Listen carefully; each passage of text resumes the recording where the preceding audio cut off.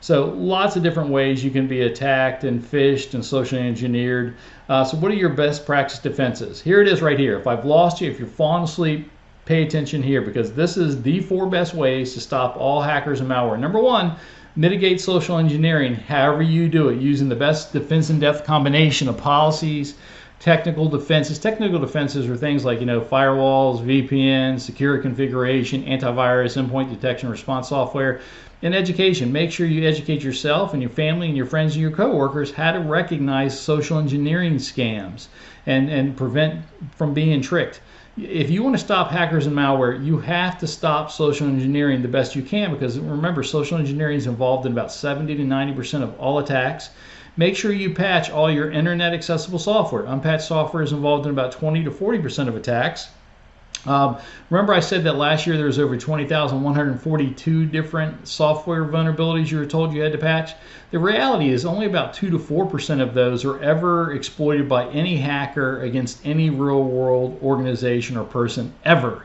And if you want to know what that 2 to 4% of software is that's used to actually attack people, CISA, the Cybersecurity Infrastructure Security Agency of the U.S. government, at CISA.gov, they have a list known as the Known Exploited Vulnerabilities Catalog, and that you can subscribe to it. And CISA, in that list, is only the software that they know has been used to exploit anyone.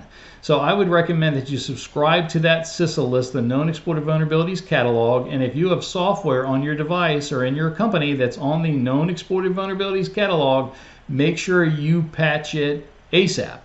Also, even though I showed you that I can hack around MFA, or hackers can hack around MFA, you should use multi-factor authentication, non-phishable, phishing-resistant multi-factor authentication whenever you can, and where you can't, make sure you use non-guessable, strong, unique passwords for every website and service.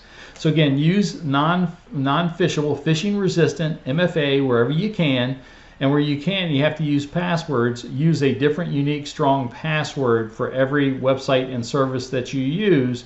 And you may say to yourself, well, Roger, what is non-phishable MFA? I got a list right there. If you go click on that LinkedIn list there, I have a list of every bit of MFA that is strong and non-phishable. Also think people should use password managers. We'll talk more about that in a minute, to make different unique passwords for every website and service. And you should teach yourself and all your friends and your family and your coworkers how to spot rogue URLs. Most social engineering attacks have these bogus, tricky, rogue URLs. So teach yourself how to spot good URLs, how to spot the bad URLs. If you want more information on that, that first link there goes to an article I wrote on the top 12 most common rogue URL tricks. I'll show you them in just a minute. And the bottom one is a 1-hour webinar where I go over 50 different examples of rogue URLs and how you should be able to detect them and not click on them accidentally.